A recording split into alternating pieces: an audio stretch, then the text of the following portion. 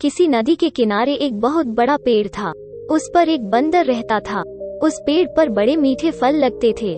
बंदर उन्हें भरपेट खाता और मौज उड़ाता। वो अकेले ही मजे में दिन गुजार रहा था। एक दिन एक मगर उस नदी में से पेड़ के नीचे आया।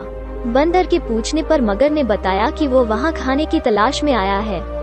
इस पर बंदर ने पेड़ से तोड़कर बहुत से मीठे फल मगर को खाने के लिए दिए। इस तरह बंदर और मगर में दोस्ती हो गई।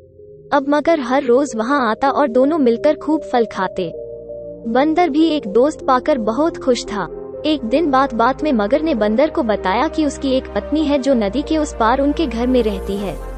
तब बंदर ने उस दिन बहुत से मीठे फल मगर को उसकी पत्नी के लिए साथ ले जाने के लिए दिए। इस तरह मगर रोज जी भरकर फल खाता और अपनी पत्नी के लिए भी लेकर जाता। मगर की पत्नी को फल खाना तो अच्छा लगता, पर पति का देर से घर लौटना पसंद नहीं था। एक दिन मगर की पत्नी ने मगर से कहा कि अगर वो बंदर रोज रोज इतने मीठे फल खाता है तो उसका कलेजा कितना मीठा होगा, मैं उसका कलेजा खाऊंगी। मगर ने उसे बहुत समझाया पर वो नहीं मानी। मगरमच्छ दावत के बहाने बंदर को अपनी पीठ पर बैठाकर अपने घर लाने लगा।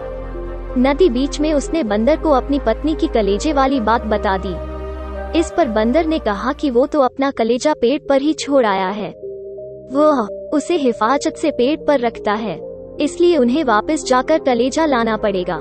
मगर बंदर को वापस पेड़ के पास ले गया। बंदर छलांग मारकर पेड़ पर चढ़ गया।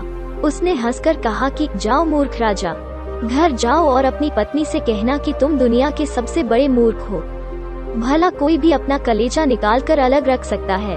बंदर की इस समझदारी से हमें पता चलता है कि मुसीबत के वक्त हमें कभी धैर्य नहीं खोना चाहिए।